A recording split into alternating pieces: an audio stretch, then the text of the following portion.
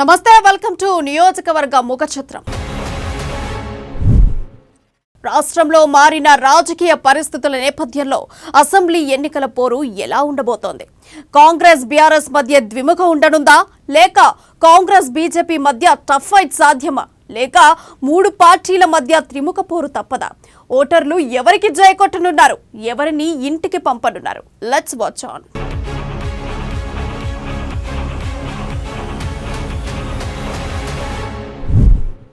నాగార్జున సాగర్ నియోజకవర్గంలో పెద్దలు జానారెడ్డి ప్రభావం ఎలా ఉంది? కాంగ్రెస్ అభ్యర్థిగా జానా ఈసారి హిట్ కొడతారా, లేక సిట్టింగ్ ఎమ్మెల్యే నోముల భగత్ యాదవ్ మరోసారి విజయ డంక మోగిస్తారా? Congress BRS neck to neck fight లో బీజేపీకి ఎంత అడ్వాంటేజ్ ఉంది? అసలు సాగర్ లో ఎవరి బలం ఎంత? ఓసారి లెట్స్ హావ్ ఎ లుక్.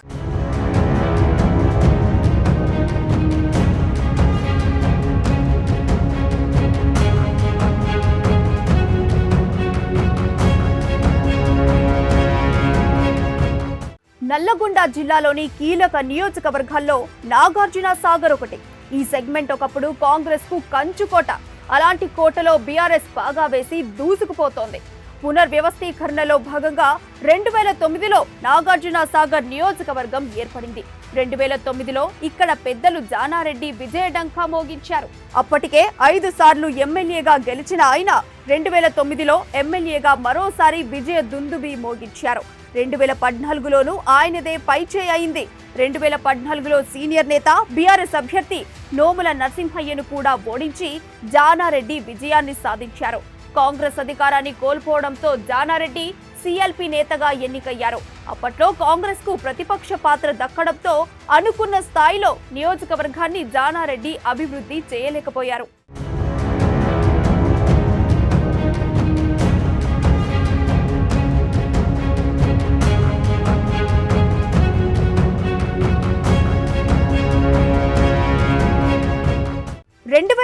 కి వచ్చేసరికి జానాకు దీటుగా సాగర్ నియోజకవర్గంలో బీఆర్ఎస్ పావులు కదిపింది.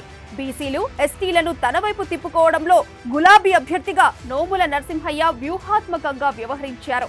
దాంతో నాగార్జున సాగర్ లో 2018లో గులాబీ జెండా ఎగిరింది. నోముల నరసింహయ్య ఏకంగా జానారెడ్డినే ఓడించారు.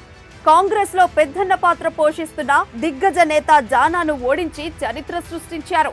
అందుకే జానారెడ్డి ఓడిపోవడం రాష్ట్ర వ్యాప్తంగా అప్పట్లో చర్చనీయాంశమైంది.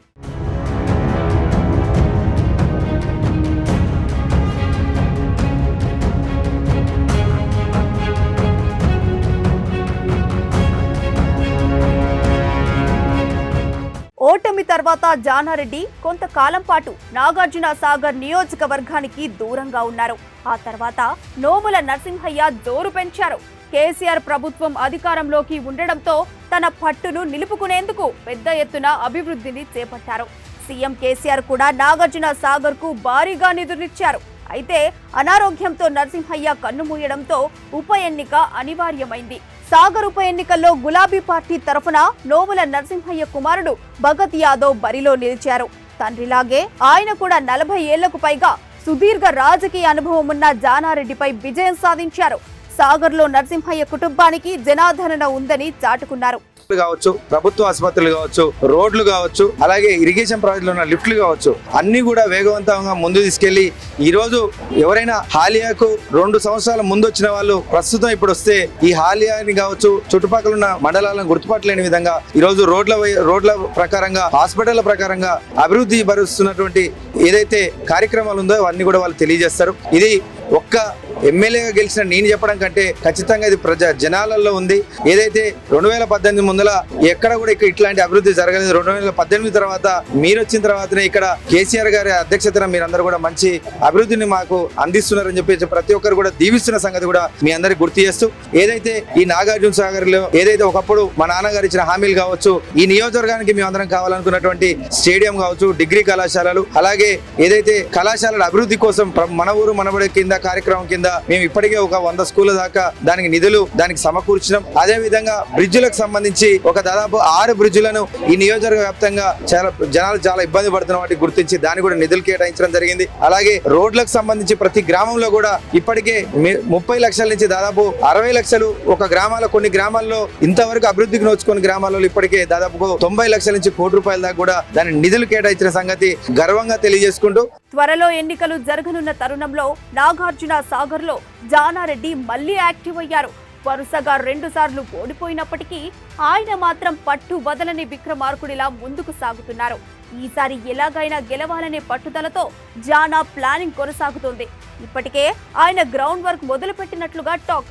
జానా తరఫున ఆయన కుమారుడు రఘువీర్ రెడ్డి మండలాల వారీగా నేతలను క్యాడర్ యాక్టివ్ చేసినట్లు తెలుస్తోంది.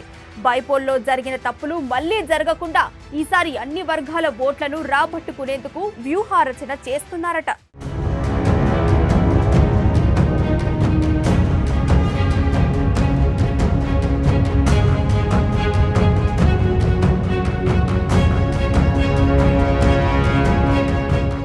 జానారెడ్డికి ఉన్న మెయిన్ అడ్వాంటేజ్ ఏంటంటే రాజకీయాల్లో ఆయనకు 40 ఏళ్లకు పైగా సుదీర్ఘ అనుభవం ఉంది.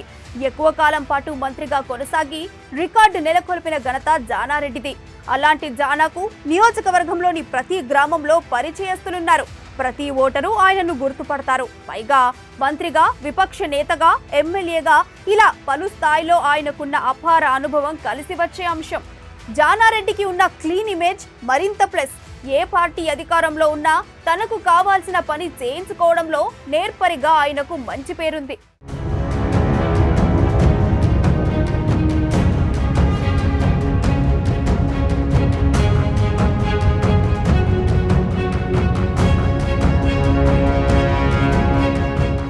వచ్చే ఎన్నికల్లో నాగార్జున సాగర్ లో కాంగ్రెస్ అభ్యర్థిగా జానారెడ్డి, బీఆర్ఎస్ అభ్యర్థిగా నోముల భగత్ యాదవ్ పోటీ చేయడం దాదాపు ఖాయం.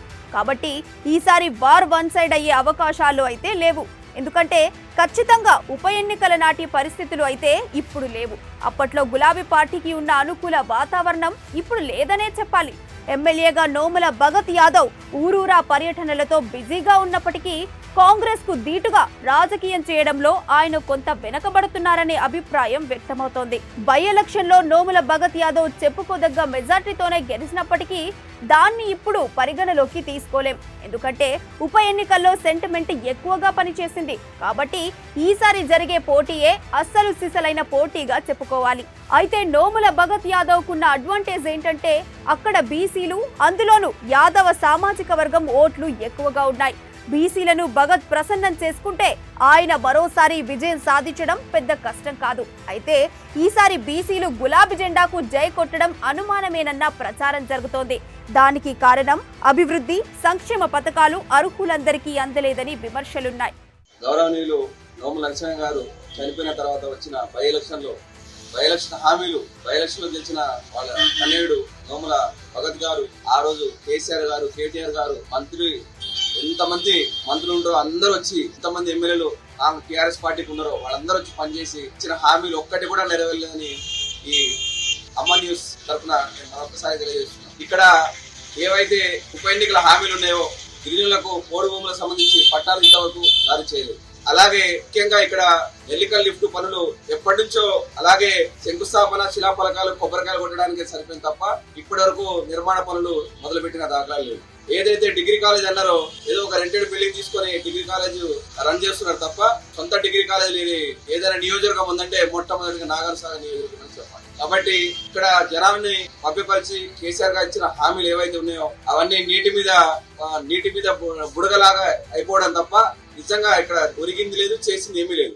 వరుసగా 2 సార్లు అధికారంలో ఉండడంతో జనరల్ గానే గులాబీ పార్టీపై జనంలో కొంత వ్యతిరేకత ఉంది. దీనికి తోడు నాగార్జున సాగర్ లో కాంగ్రెస్ కి మంచి పట్టుంది. సీనియర్ నేత జానారెడ్డికి ఇక్కడ మంచి ఫాలోయింగ్ ఉంది. అందులోనూ బీసీలు, ఎస్టీల్లోనూ ఆయన అనుచర గణం ఎక్కువ. ఇవన్నీ చూస్తుంటే ఈసారి పాత ఓటు బ్యాంక్ అంతా కాంగ్రెస్ కే తిరిగి వచ్చే అవకాశాలు కనిపిస్తున్నాయి. ఇక్కడైనా కూడా ప్రభుత్వం కన్ను తెరిచి ఎమ్మెల్యే గారు, ఇక్కడ ఉన్నటువంటి ఎమ్మెల్యే గారు ఈ పోడు సమస్య తీరవాలి. ముఖ్యంగా ఇక్కడ ఉన్నటువంటి గిరిజనులు పోడు భూముల మీద 1000 కళ్ళతో ఎదురు చూస్తున్నారు. అదేవిధంగా నెల్లికల్ లిఫ్ట్ ఇరిగేషన్ అనేది మళ్ళీ కూడా డిజైన్ మార్చి ప్రజల్ని తప్పుదోవ పట్టిస్తున్నారు. కానీ అవన్నీ కూడా చాలా సత్యదూరంలో ఉన్నాయి. ప్రభుత్వం తక్షణమే స్పందించి ఈ డబుల్ బెడ్రూమ్ కానీ, పోడు భూముల సమస్య కానీ, నెల్లికల్లు లిఫ్ట్ ఇరిగేషన్ కానీ ఇవన్నీ కూడా మంజూరు చేసి ప్రజల యొక్క మనసు తెలుసుకోవాలని కోరుకుంటున్నాను. నాగార్జున సాగర్ నియోజకవర్గంలో కాంగ్రెస్ బీఆర్ఎస్ లతో పాటు బీజేపీ కూడా రంగంలో ఉన్నా ఆ పార్టీకి చెప్పుకోదగ్గ ఓటు బ్యాంక్ అయితే లేదు. కాబట్టి కాంగ్రెస్ బీఆర్ఎస్ లను కాదని బీజేపీ సత్తా చాటడం కష్టమే. అటు జానారెడ్డి ఇటు నోముల భగత్ యాదవ్ ఇద్దరే. కాబట్టి బీసీలు ఎస్టీలను ఎవరు ప్రసన్నం చేసుకుంటే వారే విజేత. ప్రస్తుత సమీకరణాలను బట్టి చూస్తే జానారెడ్డికి కొంత అడ్వాంటేజ్ ఖచ్చితంగా ఉంది. పాత ఓటు బ్యాంకును తిరిగి తన వైపు తిప్పుకోగలిగితే జానారెడ్డికే ఎక్కువ అవకాశాలున్నాయని టాక్. సర్వేల్లోనూ ఇదే తేలిందని సమాచారం. మరి ఎన్నికల నాటికి పరిస్థితులు ఇలాగే ఉంటాయా, ఏమైనా మార్పులు వస్తాయా అన్నది చూడాలి మరి.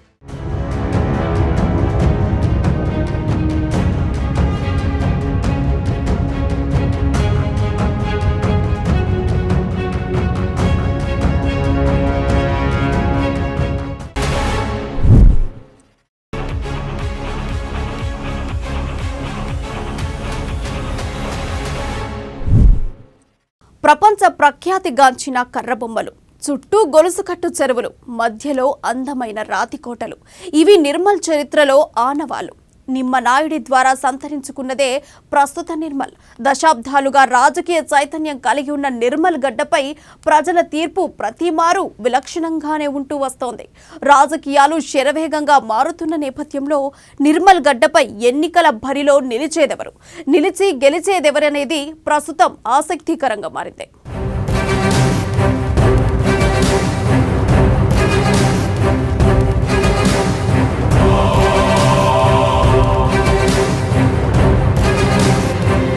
ప్రకృతి అందాలు, కళ, సాంస్కృతిక వైభవాలకు ఆలువాలం నిర్మల్. అయితే ఇదంతా గతం. కొన్నేళ్లుగా జరుగుతున్న ప్రకృతి విధ్వంసం నిర్మల్ నిజస్వరూపాన్ని పూర్తిగా మార్చివేసిందని చెప్పవచ్చు. ఇక రాజకీయాల విషయానికి వస్తే ఇక్కడి నుంచి గెలిచిన వారందరూ రాష్ట్ర జాతీయ స్థాయిలో ఉన్న పదవుల్లో కొనసాగారు. అప్పట్లో నర్సారెడ్డి, అటు తర్వాత వేణుగోపాలాచారి, ప్రస్తుతం ఇంద్రకరణ్ రెడ్డిలు ఆ కోవకు చెందినవారే. గతంలో కాంగ్రెస్లో, ప్రస్తుతం బీఆర్ఎస్లో ప్రముఖంగా వ్యవహరిస్తున్న కేకేగా సంబోధించి కె కేశవరావు సైతం నిర్మల్ ప్రాంతవాసియే.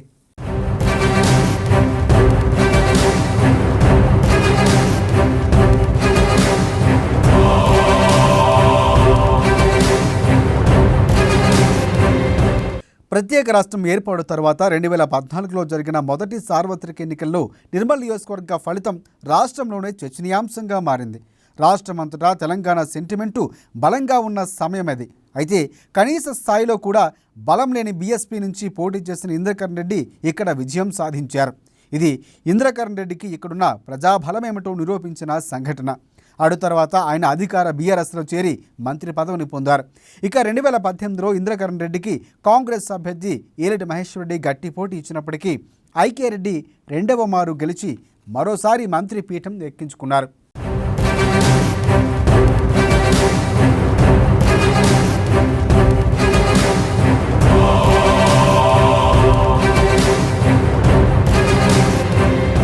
కొన్ని నెలలుగా నిర్మల్ రాజకీయాల్లో అనూహ్య మార్పులు చోటు చేసుకుంటున్నాయి.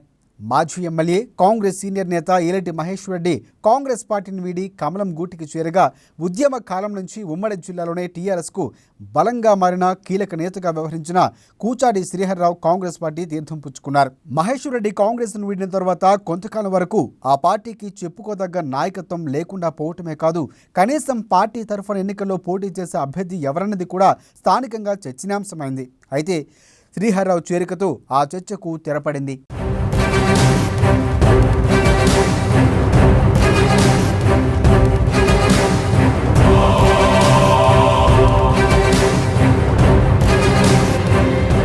ఈమారు నిర్మల్లో త్రిముఖ పోటీ ఖాయంగా కనిపిస్తోంది. వ్యక్తిగతంగా ఇంద్రకరణ్ రెడ్డి, పార్టీ పరంగా బీఆర్ఎస్ పైకి బలంగానే కనిపిస్తున్నప్పటికీ అంతర్గత పరిస్థితులు అందుకు భిన్నంగా ఉన్నట్లు తెలుస్తోంది. శ్రీహర్రావు లాంటి ఉద్యమ నేత పార్టీని వీడటం, ఉమ్మడి ఆదిలాబాద్ జిల్లాకు చివరి జడ్పీ చైర్పర్సన్గా వ్యవహరించిన వల్లకొండ శోభారాణి భర్త టీఆర్ఎస్ రాష్ట్ర మాజీ ఉపాధ్యక్షుడు సత్యనారాయణ గౌడ్ బహిరంగంగా అసమ్మతి గలం వినిపించడం, పార్టీ వ్యవహారాలు అంటీ ముట్టినట్లు వ్యవహరించడం అధికార పార్టీ అంతర్గత పద్ధతికి అద్దం పడుతోంది.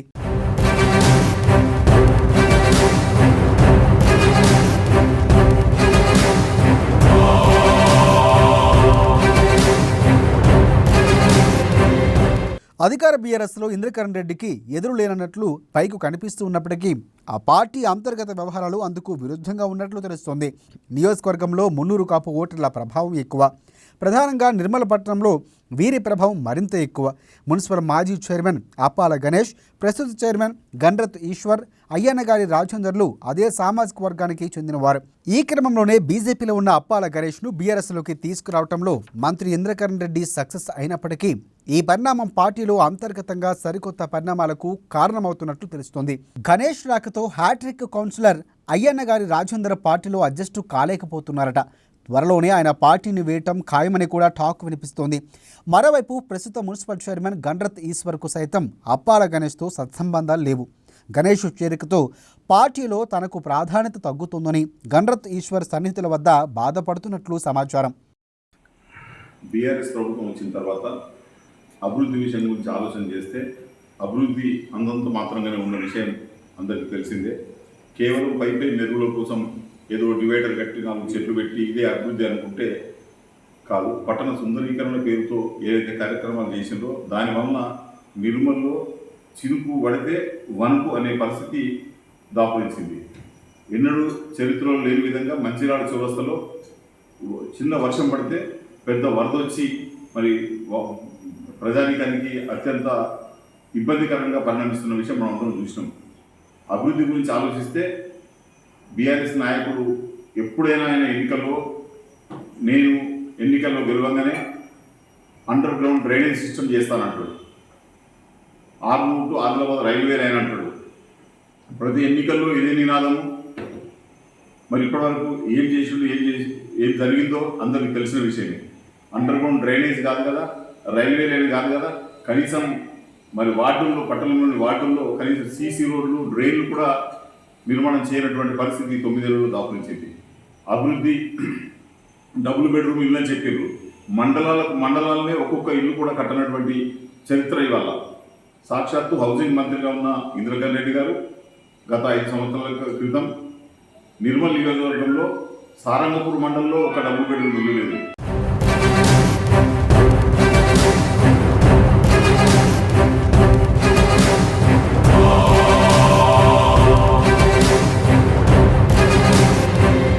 అధికార పార్టీలో అంతర్గత విషయాలు రోజు రోజుకు మారుతూ ఉండగా ఉద్యమ నేత కూచాడి శ్రీహర్రావు చేరికతో హస్తం పార్టీ, మాజీ ఎమ్మెల్యే మహేశ్వరరెడ్డి చేరికతో కమలం పార్టీలు దూసుకుపోతున్నాయి. పార్టీ కార్యక్రమాలతో మహేశ్వరరెడ్డి, ప్రజా సమస్యలపై శ్రీహర్రావులు ముందుకు ప్రజల్లోకి వెళ్లడంతో ఇక్కడ రాజకీయ ముఖచిత్ర స్వరూపం పూర్తిగా మారిపోయింది. కేడర్ పరంగా కాంగ్రెస్ ఇక్కడ బలంగానే ఉన్నప్పటికీ మహేశ్వరరెడ్డి పార్టీని వేయడంతో ఆ మధ్యలో కాంగీధరం కాస్త ఢీలా పడినట్టు కనిపించింది. కానీ ఆ తర్వాత శ్రీహర్రావు లాంటి ఉద్యమ నేత చేరికతో ప్రస్తుతం హస్తలాఘవం రోజు రోజుకు పెరుగుతుంది. ఇక ఇన్నేళ్లుగా సాంప్రదాయిక ఓటు బ్యాంకు, హిందుత్వ ఓటు బ్యాంకు తప్ప బలమైన నాయకత్వలేమితో కొట్టిమిట్టిలాడిన కమల దళానికి మహేశ్వరరెడ్డి చేరికతో ఆ సమస్య తీరిపోయిందని చెప్పవచ్చు.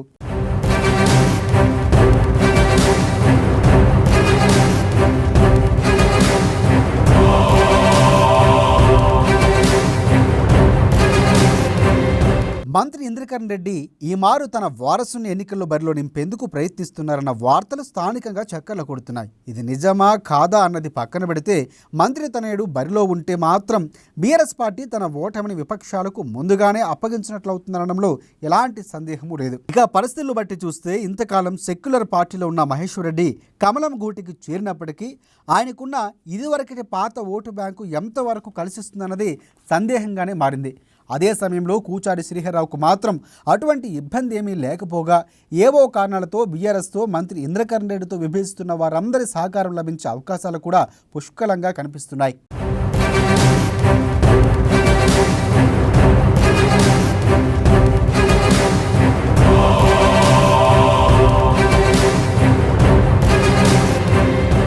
అధికార పార్టీ శ్రేణులు అస్సలు అంగీకరించినప్పటికీ నిర్మల్లో ఒకప్పటి జీవ వైవిధ్యం, పర్యావరణం, పచ్చదనం, చెరువులు, భూముల విధ్వంసానికే ఇంద్రకరణ్ రెడ్డి కారణం అనుకునేవారు ఇక్కడ చాలామంది ఉన్నట్లు తెలుస్తుంది.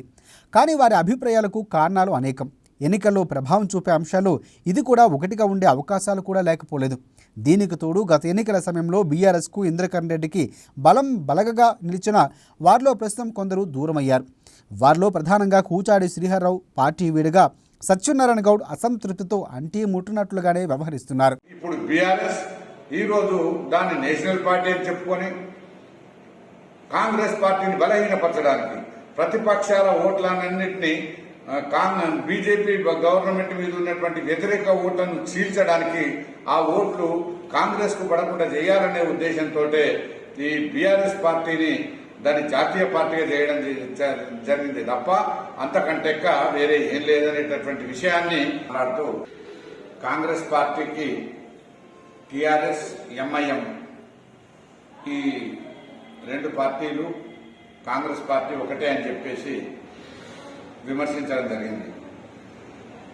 మహేశ్వర్ రెడ్డి గారు, మీరు ఒక విషయం గ్రహించాలి. మొన్నటి వరకు మీరు కాంగ్రెస్ పార్టీలో ఉన్నప్పుడు బీజేపీని మతతత్వ పార్టీ అని, బీజేపీ టీఆర్ఎస్ రెండు ఒకటేనని చెప్పేసి, బీజేపీకి టీఆర్ఎస్ బి టీం అని చెప్పేసి మైనారిటీస్ ఓటేస్తారు అనేటటువంటి ఉద్దేశంతో మైనారిటీస్ ఓట్లలో చీలికలు తీసుకొచ్చి ఆ మైనారిటీస్ ఓట్లు కాంగ్రెస్ కు పడకుండా కాంగ్రెస్ ను గెలవనీయకుండా ఆపాలనే ఉద్దేశంతో ఎంఐఎం పార్టీ దేశవ్యాప్తంగా పోటీ చేస్తుంది.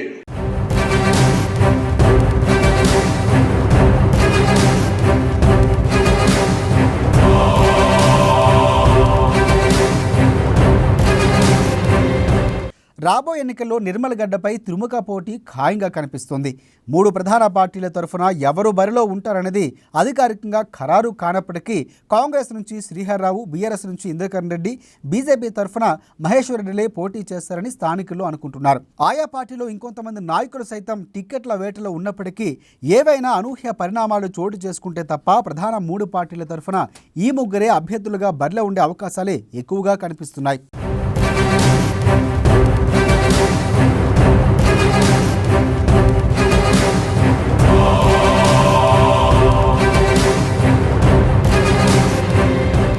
నిర్మలత్వాన్ని పేరుతో నిలుపుకుంటున్న నిర్మల్ రాజకీయాలు క్రమంగా హీటెక్కుతున్నాయి. అధికార పార్టీ అభ్యర్థిగా వరుసగా 2 పర్యాయాలు మంత్రిగా కొనసాగిన నేపథ్యం, అభివృద్ధి, సంక్షేమ పథకాలు, ఆర్థిక అంగబలాలు మెండుగా ఉండటంతో తన గెలుపు ఖాయమైన ధీమాలో ఇంద్రకరణ్ రెడ్డి, ఆయన వర్గీయులు ధీమా వ్యక్తం చేస్తున్నారు. పెరిగిపోయిన అధికార పార్టీ దౌర్జన్యాలు, వరుస దోపిడీలు, భూదందాలు, పథకాల పేర దోపిడీ, నెరవేర్చిన హామీలే ఈ మారు అధికార పార్టీపై తాము విజయం సాధించడానికి కారణాలని విపక్ష బీజేపీ, కాంగ్రెస్ శ్రేణుల్లో ధైర్యం కనిపిస్తోంది.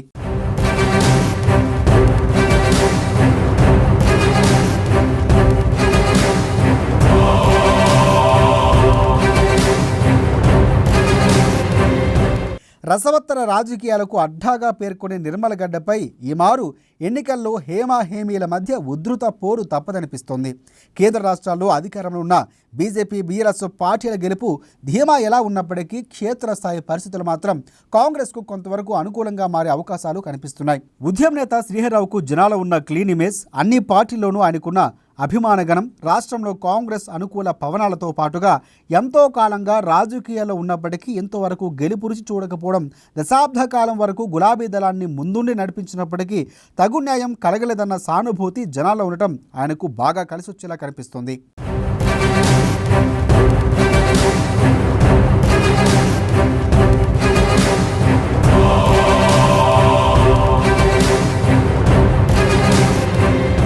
ఇక హామీల విషయానికి వస్తే గత ఎన్నికల హామీల విషయంలో నియోజకవర్గ ప్రజలు భిన్నాభిప్రాయాలు నెలకొన్నట్లుగా తెలుస్తోంది. ఇచ్చిన వాగ్దానాలకు మించి పథకాలు అందిస్తున్నామని అధికార పార్టీ వారు ధీమాలో ఉండగా, విపక్ష మద్దతుదారులు, సాధారణ ప్రజానీకం అందుకు విరుద్ధ అభిప్రాయంతో ఉన్నట్లుగా తెలుస్తోంది. గత 2018 సార్వత్రిక ఎన్నికల హామీల్లో ప్రధానమైన వాటిని పరిశీలిస్తే జిల్లా కేంద్రంలో అండర్ గ్రౌండ్ డ్రైనేజీ వ్యవస్థ, నిర్మాణ మీదుగా ఆర్మూర్కు రైల్వే లైన్ ఏర్పాటు, మెడికల్ కళాశాల ఏర్పాటు, ధర్మసాగర్ చెరువును మినీ ట్యాంక్ బండగా మార్చడంతో పాటు యథావిధిగా ఇల్లు లేని వారికి డబుల్ బెడ్రూమ్ ఇల్లు తదితరాలు ఉన్నాయి. అయితే వీటిలో మెడికల్ కళాశాల ఏర్పాటుకు కేసీఆర్ ప్రకటన మినహా పనులేమీ మొదలు కాలేదు. డబుల్ బెడ్రూమ్ ఇళ్ల నిర్మాణం పూర్తయి వాటి పంపిణీకి సంబంధించిన లక్కీ డ్రా ప్రక్రియ పూర్తయినప్పటికీ అర్హులకు ఇల్లు ఇవ్వలేదు. మినీ ట్యాంక్ బండ పనులు ఆరంభ దశలోనే ఉండగా అండర్ గ్రౌండ్ డ్రైనేజీ, నిర్మల మీదుగా ఆర్మూర్ వరకు రైల్వే లైన్ పనుల ఊసే లేకుండా పోయింది. ఇక రైతు రుణమాఫీ, దళిత బంధు, ఫీజు రియంబర్మెంట్, ఉద్యోగ నియామకాలు తదితర అంశాల్లో సంబంధిత వర్గాల అసంతృప్తి ఉండటం వీటికి అదనం. ఈ నేపథ్యంలోనే ప్రజల్లో అసంతృప్తి పాళ్లు కాస్త ఎక్కువగానే ఉన్నట్లు అర్థమవుతుంది.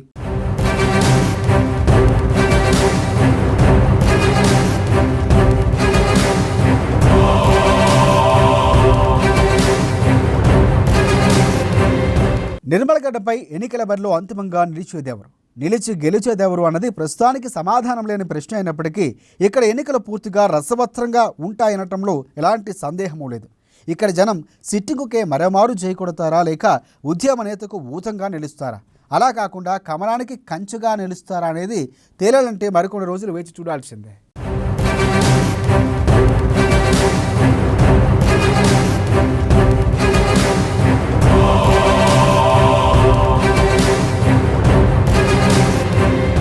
ఇది వాల్టి నియోజకవర్గ ముఖ చిత్రం. మరిన్ని నియోజకవర్గ ముఖ చిత్రం అప్డేట్స్ తో మళ్ళీ కలుద్దాం.